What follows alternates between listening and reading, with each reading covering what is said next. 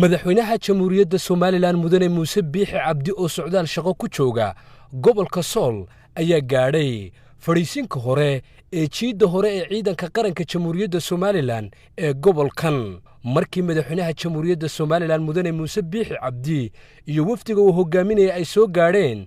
fariisinka jiida hore ee ciidanka qaranka jamhuuriyadda Soomaaliland kaga sugan yihiin gobolka Sool waxa uu salaan sharaf ka qaatay cutub ka mid ah ciidanka qaranka jamhuuriyadda Soomaaliland ee naftood horeyaasha ah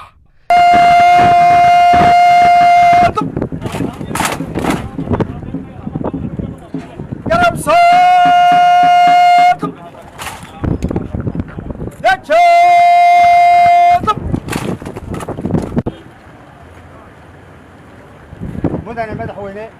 waxa salaantaada u diyaara cunto ka tirsan ciidanka qaranka jamhuuriyadda Soomaaliland ee jiida qaran ku soo dhawow mudane madaxweyne